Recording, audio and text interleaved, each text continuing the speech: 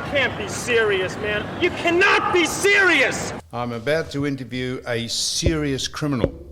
We've had to have security outside the studio here, or the warehouse, in case there's an armed incursion. I don't know, but there's cars and armoured trucks and everything, so we're just going to do this with our heart in our mouth and hope everything goes okay.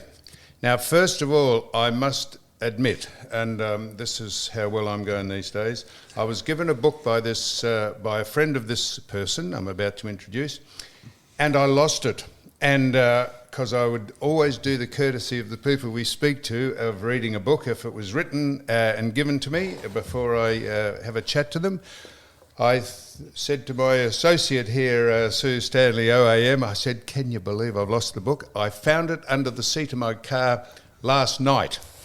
And I thought, that's how well I'm going. So I'm apologising in advance that I haven't read the book. I just flicked through the first couple of pages and underlined some things. But I have with me Richard Wollstonecroft, yes, who we call Dick the Muff Man, but we'll call him Richard Wollstonecroft for the sake of this. So I'm going to introduce this is a political prisoner, and she's written a book called Cell 22, and her name is Monica Smit. And welcome, Monica. Thank you so much. Just let me finish this ham-fisted introduction. I do apologise that I lost the book, but I will read it, of course. I've read it, Sam. So no, that's why you're here, Dick. Thought it was Richard. She, this woman here sitting opposite me, the cat's mother, Monica, she was jailed as an anti-lockdown protester during the corrupt, this is my words, during the corrupt and dishonest Andrews regime in Victoria, not just because of, it wasn't just corrupt because because Monica was jailed, but despite the COVID saga, everything else that went on in the dishonest and corrupt Victorian government under Mr Andrews. She raised, have a listen to this, she raised $90,000 for the freedom movement, and I think crowdsourcing, she raised $250,000 was raised for crowdsourcing. So what happened was when the government found out that they didn't have really a case after incarcerating her, they dropped all that, I think. We'll clear that up. They dropped all that and charged her with a different crime, collecting money under false pretences because they didn't register as a whatever. So never try and dud the government, or else they'll find about 8 different ways to get at you. Ask Ian Cook from I Cook Foods that. So there's the most ham-fisted introduction I can give to Monica. It says in the front of her book, which I liked, it says in the front of her book, compliments to the Victoria Police and dictator Dan Andrews for this great story. So Monica, welcome to You Cannot Be Serious, and as I say, you're a serious criminal put in jail for maybe, they said, inciting a march or inciting a protest about the COVID saga. How am I going? You're going really well. There's a few discrepancies there. Correct them, please. The charges that are being laid right now is from Consumer Affairs, and it is simply for not registering a fundraiser. Yep. There is no questions about, fraudulency or anything like that, and that's all it is. And the figure that they have is $86,000. But yes, I was charged with 2 counts of inciting people to break COVID restrictions. Now, the interesting thing to understand here is that breaking COVID restrictions, even in that time, the punishment was a fine. So it's kind of like, Sam, I am inciting you to park in a no parking zone. You get a parking ticket and I get a criminal charge for it. It was a loophole in the criminal system, and my crime was that I found loopholes within the restrictions. So I guess we're even there. But they actually didn't drop the charges straight away. After I got out of, by the way, I went to prison because I wouldn't sign the bail conditions. It had nothing to do with the incitement charges. Basically, the bail conditions, I couldn't even speak against the government at the time. That was literally the words. I couldn't speak against the COVID restrictions at all in any capacity, even in my home. And at the time, I had a website that was getting 50 to 100,000 views a day or a week, depending on the situation. Clearly, people needed it, you know. And it was 3 weeks before mandates and all that sort of stuff, and they wanted to shut me up, so I had to go to prison to not sign those bail conditions. We appealed the bail conditions, and we won, and I got out and I was able to continue to do whatever work I wanted to do. It's fair to say you were, for a while, a political prisoner in this country. Oh, which yeah. is kind of unusual. Australia doesn't have a whole bunch of Well, I political... was just going to say, it is extraordinary that we're listening to this in this country, in this state. This is honestly, this is stuff. I know it's a loosely termed phrase of a third world country. This is extraordinary that we're even having this conversation about what went on in this state by the most corrupt and dishonest state government probably in the history of the world. It's such an amazing country, Australia. So yeah, it does feel kind of like a chapter of my life that almost didn't exist. Maybe you feel like that too. So, like, Monica, you know. don't let me make this about me, but you would probably know I was visited by the police on one. Congratulations. On this podcast here, I said during the COVID lockdown, the ridiculous restrictions about only 2 people could walk together, but not 3. You couldn't go 5 kilometres. Oh, you know, Bubble buddies. You couldn't go and buy anything unless you were on your own. And I said, if ever anyone was going to march about a protest, I reckon 250,000 people would walk up Burke Street to the town hall. Well, I had the police visit me the next day and saying, which I put online, they said, I'm not blaming the police necessarily. I'm not blaming the police.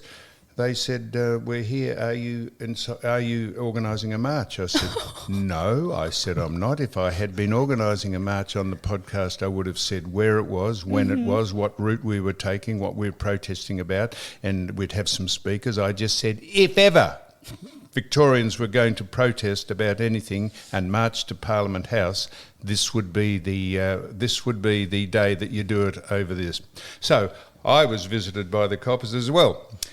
You nearly joined Monica in jail maybe there, Sam, for a second. Nowadays, men and women can be in the same jail. So it is absolutely extraordinary. I notice someone said in the foreword to your book by Topher Field, he said in the foreword, she has no idea what she's getting herself into.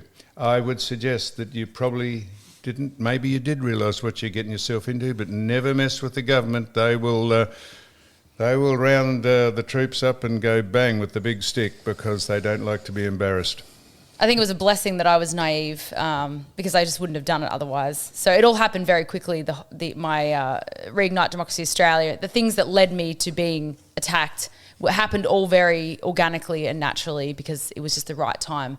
So I started that organisation, Reignite Democracy Australia, in August 2020. And that was when anyone who was going to sort of, we say wake up quickly, anyone who was going to wake up was already awake at that point. It was winter in Victoria, we were locked down, and I just put together this organisation and I hosted a live stream protest. And I said to the people that were commenting, I'll take all your comments and I'll put them into like a pie graph or a diagram, and I'll send it to members of parliament so that they know how people are really feeling. Now, I didn't want to upset anyone, so I didn't do an actual protest. I did a live stream protest. That protest had so many views. I've never had a video with that many views, and no one knew who I was or what Reignite Democracy Australia was. So it was just like the right timing, you know what I mean?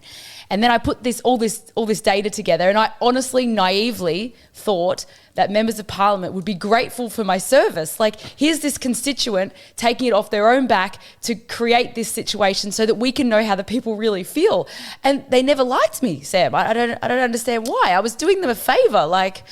And that's my naivety, and it took me a long time to recognise that some human beings are not in it for the people but actually in it for someone else or for themselves. And that was hard for me to learn as a kind of a sheltered person being brought up, you know, and, like so. And the gravitas, if you like, of it is exemplified, if you like, by the fact in light of all the misinformation that's gone on about COVID that's since been found out overseas by doctors who are like you, were against whatever the government said they were on about wearing masks and having vaccinations, and in light of the nonsense that's gone on about it, it makes it all the more pathetic that this government led the world in falling over itself. I see the Health Minister, Brett Sutton, has received an OAM.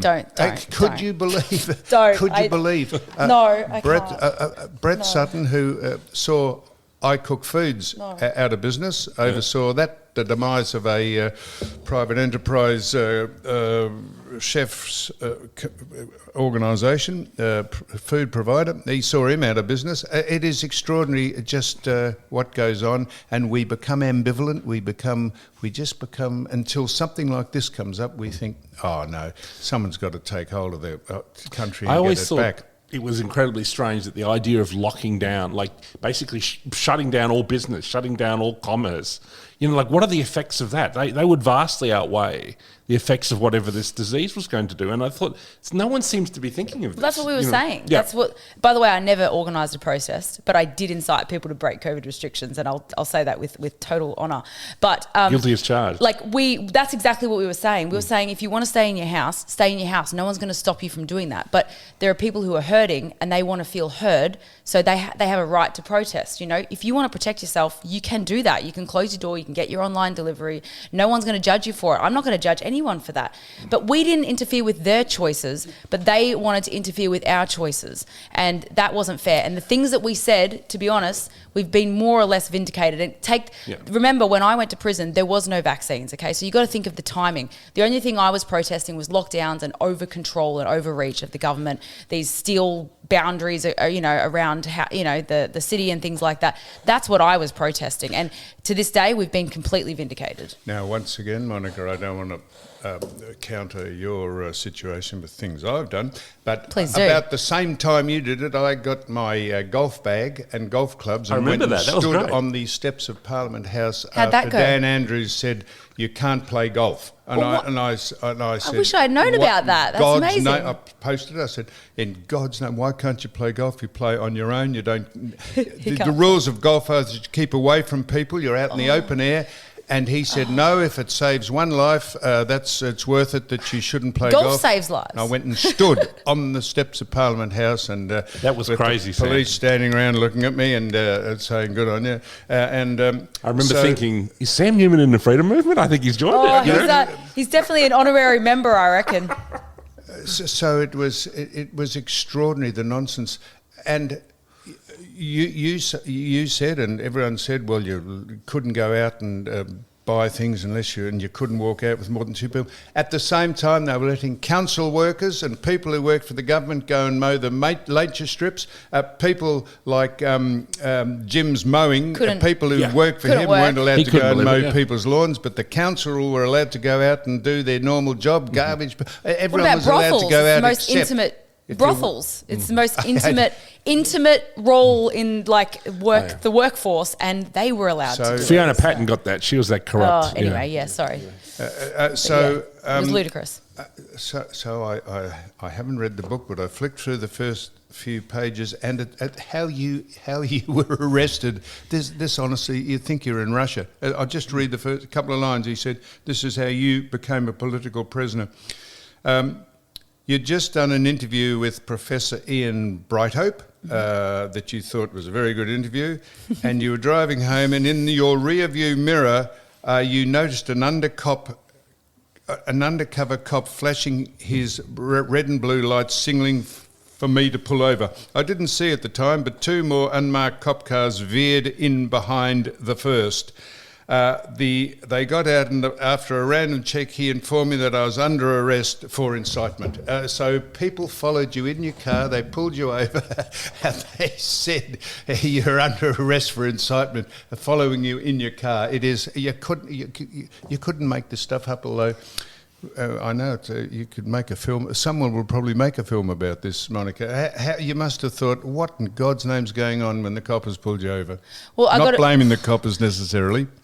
Yeah, no, I got to be honest. There was a few things going through my head. The first thing was I was outside my 5-kilometre radius, although I was working. So I thought it would just be a conversation like, I'm outside my 5 kilometre. But luckily I put on my live stream just in case.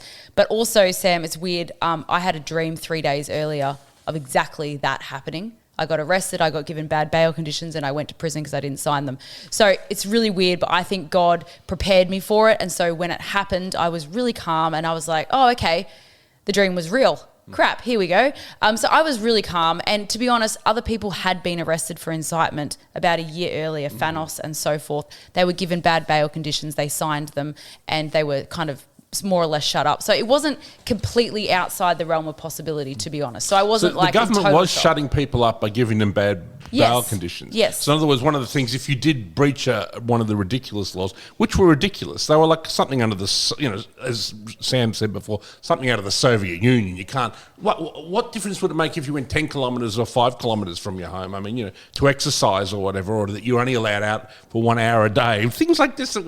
I remember when these rules came, I said, what the hell is this? I mean, there were people in Soviet Russia who were freer than us at that time. Anyway, not that Soviet Russia's around anymore. But, it was just insane. And I didn't realise they were shutting people up, though, but they were. And that's what you were fighting about when you went to jail, correct? So I knew exactly what happened, Sam, is the year prior to that, I was finding loopholes within the restrictions. So, for example, if you were allowed 5 kilometres from your house, but you're only allowed to exercise and you don't have to wear a mask if you're eating, I would tell people to put on their runners, go to their local members of parliament office with their lunch, and in between bites to give the members of parliament. So I would just find these loopholes. I would promote protests and I would say, I am going to report on this protest, because I was.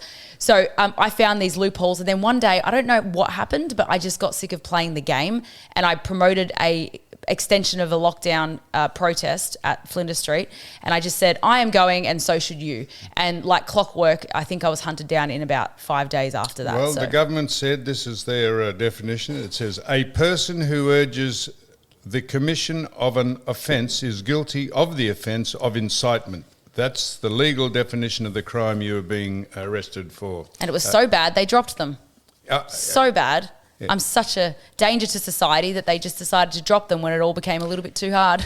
So I don't want to link you to this man because you probably don't like him, but it doesn't matter. The principle's the same. This is what they're doing to Donald Trump over in America. They have charged him with 8,000 things, hoping one of them will stick. None of them have ever been laid on anyone else in the history of the American democracy, but they just hope that one day, because he's a threat, something will stick and he won't be able to run for office. And it's a distraction, and of course the use of resources and mental capacity. It's all part of it. It's intimidation. Yeah. So it says here, you say this was a blatant intimidation act. What they were doing.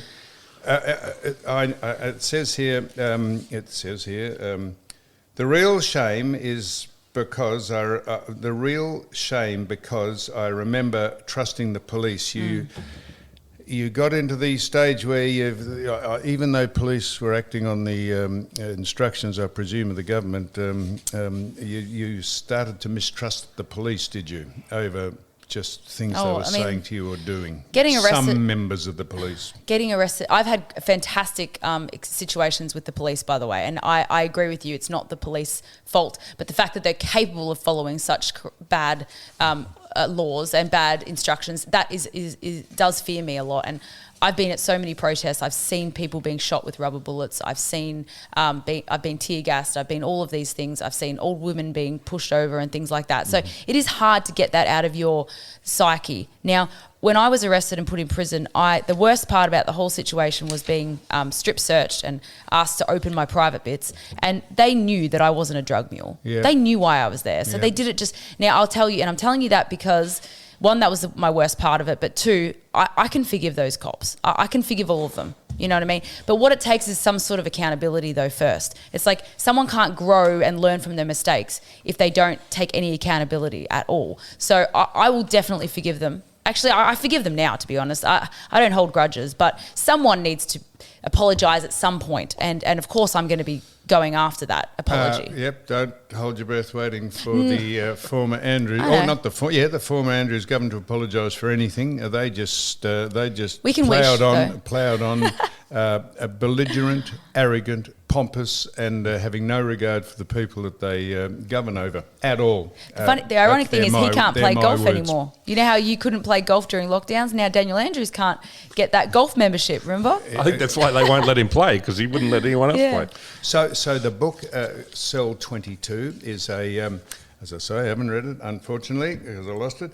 There's 200 and there's a whole lot of chapters that specifically identify all the areas that you had to overcome and went through, and all the legal ramifications of everything. It's you must have thought, why am I doing this? You would have had bipartisan support from people in the community, I'd suggest, but have you got the haters terrorising you? Oh, well, of course. And when you put your face out there, it doesn't matter what you're fighting for, you're always going to have people on both sides, But I learnt earlier on, and I'm sure you have too, is that haters just want your energy and attention. So the best thing to do is ignore them. And there's a lot more good people out there that support me than there are haters. So it's fine. I was trying to remember someone said this.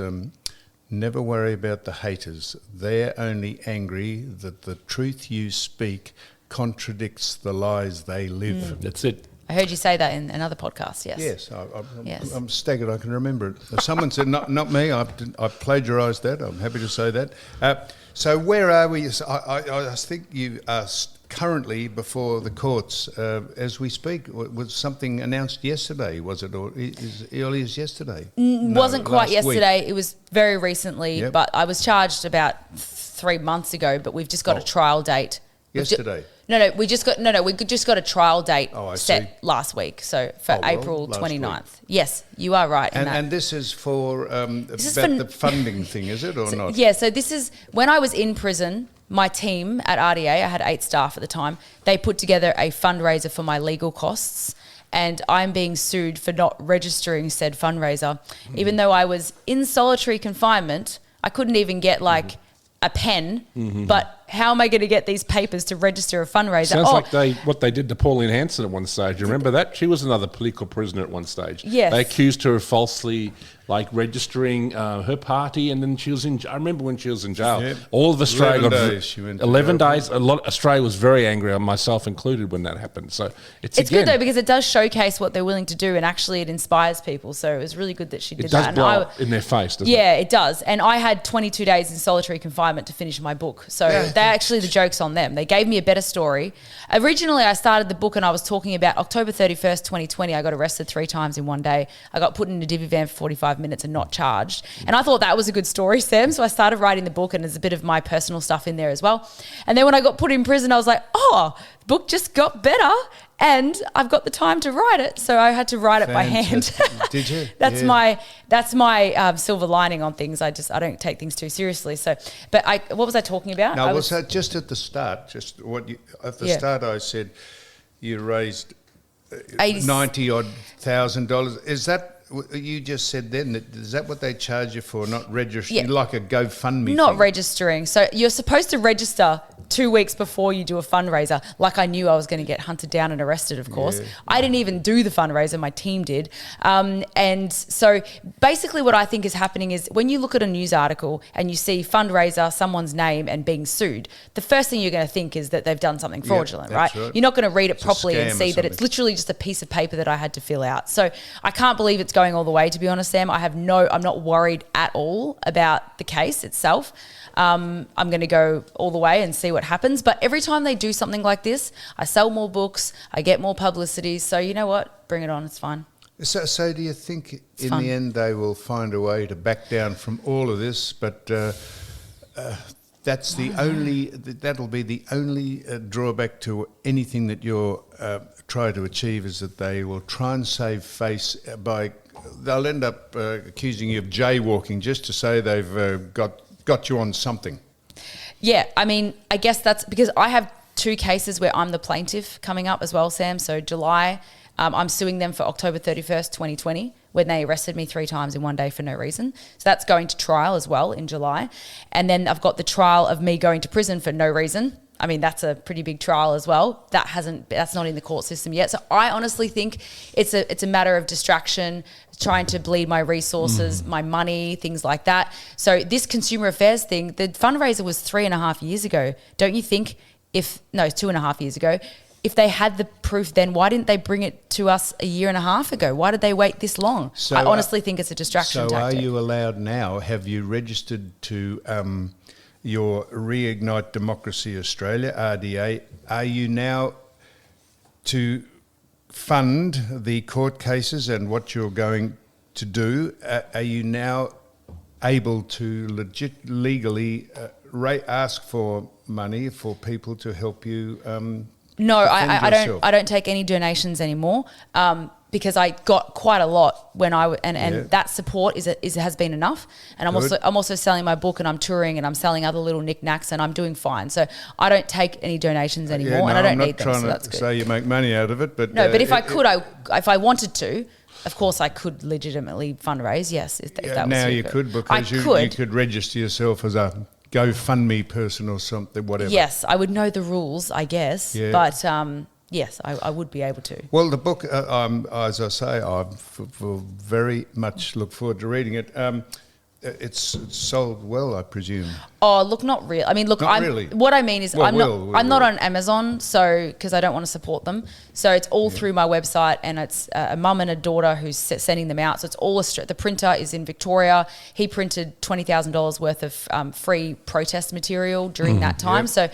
So it's all within Australia. So it's a little bit more shipping and things like that. So it's $29, and then it's about $11 shipping. So it's a little bit more expensive, which is annoying. Right. But the tour is when I'm selling most of the books. So when I go to an event, people I've buy read the it, book. and I think it's one of the best non-fiction books of the year by an Australian. Gosh. And I think I remember when Monica was arrested, because I was following all this. I was following what you did on the steps of Parliament, Sam. I was following what many people were sort of, questioning what was going on, because I thought the lockdowns were insane when they were happening. I couldn't believe they were happening, to be perfectly honest. And I think when you were arrested, it was a real big deal within the freedom movement. And then there was a whole bunch of, basically the whole freedom movement, in a sense, when she was arrested, sort of got behind Monica, because she became, I guess, the kind of the martyr, or the Joan of Arc of the movement, or whatever.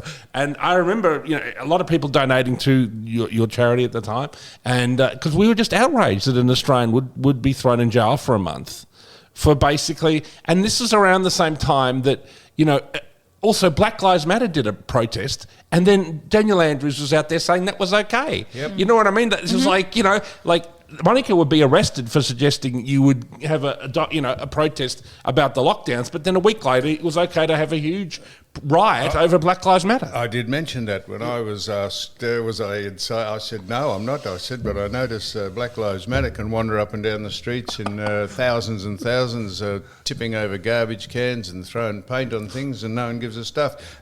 You must keep an eye on the pushback that's going on overseas that is suddenly... France and Germany and these things? The United States. Yeah. Anthony Fauci and just what he's been accused of in his... he's a crook, isn't he? They are saying he is. So you must gain some support or some confidence that not only you are pushing back on it, but people are holding up... starting to push back on it overseas. People were holding up signs overseas when Monica was in jail, saying "Free Monica" in protests. Very, very touching. Anti-lockdown protests in London and in New York and stuff. I saw this on the news myself. Well, seeing the pushback overseas is very encouraging, because to me it's not really about the movement, but it's about humanity. And I think that when humans are pushed to the edge, just like we were here in Victoria, and that's probably why we have the biggest quote-unquote freedom movement per capita in the world, and maybe Canada, because we were pushed so hard. When you are pushed, it brings out the best in us. Think of our own lives. It's always that way. Do you know the story, Sam, about the ULEZ cameras in London? The what? The ULEZ cameras. No. Can I tell you the story? Yes. So around London, about a 20-kilometre radius, 1,400 cameras were put in place to notice cars that were more than 5 years old. If they crossed that line, they would get charged $20 a day Australian to be in that area, whether you're a courier or you're driving your kids to school, etc. So this is a climate change thing, right? To combat climate change, money to the government makes so much sense. So anyway, these people that now are called blade runners, they put masks on and things like that. It's an appropriate time to wear a mask, in my opinion.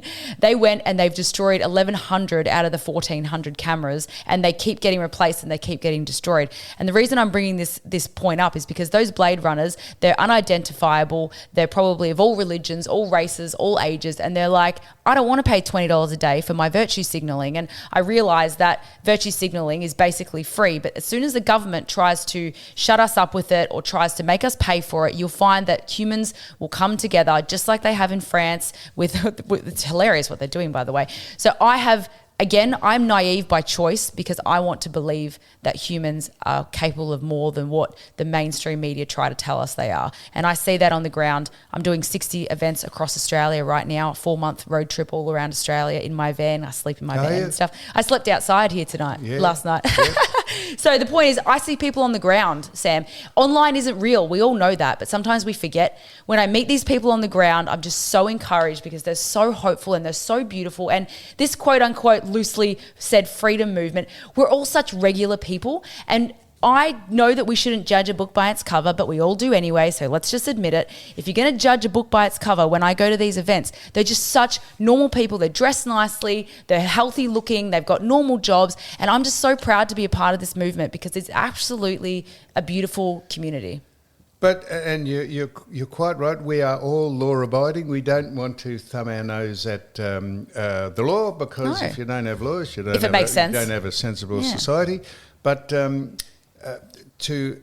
have to get vaccinated if you didn't want to, and good on Novak Djokovic, but if you didn't want to get vaccinated but you couldn't go into a supermarket or something to buy something, we were all compelled to do it, even though now they say the drug's never been tested and the vaccine and the side effects and the masks are useless and all that. But you're compelled to do it because you can't operate in a community where the government has such a strong arm tactic on you. You are a classic case that you think you just fold over and say, well, bugger it, I'll do it all, and that is in the end what they want. But next time, I think people have realised that if everyone had held the line at the same time, it wouldn't have happened. So next time, if they try to bring in a digital ID or a cashless society, which to me is laughable because I don't think it's possible. We don't even have reception halfway across. But anyway, if they try to bring in something like that that's mandatory, if all of us say, if enough people say no, it won't succeed. And I think that's a lesson that we've all learned. Well, I was going to say, I know you're not considered a pariah because you have great support through all the touring that you do. What about the family? I don't know if you've got any children or you're married or what you are, but how has that affected you personally and the people who are around you? Well, actually, I'm really glad you said that because I was kind of like trained for this beforehand without realising. I've got no children. I have an extremely supportive family. I still have time to have children, but I think there's a reason why I didn't already. So I've got 4 siblings, 15 nieces and nephews, 4 great nieces and nephews, and all the adults in the family are all the same as me and they're very supportive. And during lockdowns, I was actually living with about 12 family members, like on a big property. Yep. And like I said, they just supported me the whole time. I also was doing the live streaming for my church every Sunday. And whether you're religious or not, I was one of the only Victorians that never missed one Sunday service. And regardless of your belief, that's something magical in my opinion. So I had money in the bank. I had just recently travelled for 3 years alone overseas, and that's when I started doing interviewing and things like that. Learnt a lot about myself, evolved as a human being, learnt how to be alone because I was alone for 3 years. That's why isolation wasn't so bad. So it's really weird. I was literally prepped for this. The only courageous thing I would say that I have done is listen to the calling. We all get a calling once or twice in our lives or whatever. You can say no or you can say yes. But if I had said no, I would have been a complete wuss, Sam, because I'd had the dream. I was completely prepped for it. I had nothing to lose. I had no one counting on me like young children. People with children should not be running around getting arrested, obviously. I was like the perfect person groomed for this, basically. So I just did what I was supposed to do. But from a personal perspective, I will also say, I'm obviously not a robot. I'm a human being. I'm a woman. And of course, I do have some PTSD when I see police and things like that. Of course, those things happen. During protesting, I remember once I walked around a corner and I saw all these dressed up in black clothing cops, and I involuntarily wet myself a little bit. And that was involuntary. Like I have many weaknesses, but one of my skills is mental fortitude. My whole family's like that. We just get on with things, yeah? I've been modelled that. But to involuntarily wet myself, I was like, wow, this is affecting me in ways that I can't actually compute. Yeah, the stormtroopers are there. But overall, I was the right person for the job at that time, and I wanted to find purpose in my life because I didn't have children. I asked God for purpose, and bloody hell, He gave it to me. And so in that mission that I was doing at that time, which was trying to give people hope and things like that, going to prison was actually, I couldn't have orchestrated it any better myself. It was the best thing that could have happened to me at that moment in that role, because I was able to network with people like Robert Kennedy Jr., Peter McCullough. People took me a lot more seriously because I had put in my foot where I walked the walk, you know what I mean? So I was so grateful actually for that experience, and I was grateful to make that stand. And now I'm grateful to use that story to showcase other things, and also to use that story to go after them and make a public spectacle of them. So I've been watching Robert Kennedy Jr., who is trying Love to him. oppose Dopey Joe. Dopey Joe. The son of Robert Kennedy. Yes. He's very big on the COVID and the vaccinations. And I know He was on vaccines before that, but Yep. yeah. And I know Mr. McCullough. I watch a lot of that. It's interesting you say, and this I'm not sure if it happened here, but in the States, and I was not going to say the mainstream religions, the Christian. Judeo-Christian religions of the Catholics and the Presbyterians and the Anglicans, they weren't allowed to have church service, but I think the mosques just went full steam. I don't think they. I think they're just kind of scared to tell them what to do. Well, But they we're knew so they wouldn't nice. Exactly my point. They're not scared of us, Sam. Like No. when we protest, we can have 500,000 people there and no rubbish, basically. Yep. They know that we're decent people. They've profiled us. They Yep. know. But if 10 Nazis turn up, they'll shut everything down. Yep. And I don't blame them, by the way. But, you know, they know that we're just good people. And if Black Lives Matter Or sympathisers Black Lives turn up, Matter. no one's game to push back on them in case they're considered xenophobic or racist or whatever, anything that ends in istorism. It's great that Monica, if you can stand the heat, it's great that you're doing this. For now. For now. For now. see. So yeah. What do you think of someone like Julian Assange, who's kind of, in a sense, kind of suffering on a larger scale what you went through? Because obviously he's kind of a political prisoner, and he's an Aussie as well, obviously. It's an interesting thing because when I was like, he's obviously been in prison for so long, and it's like he did something like there's so much support for him still to this day. People are protesting for him, doing marches and things like that, and it's just beautiful. But he's still there. He's still there, and life still goes on. It's a very weird concept. Okay, so Monica Smit, Cell 22. You're going to tell us where you get this, and I'll just read on the back cover.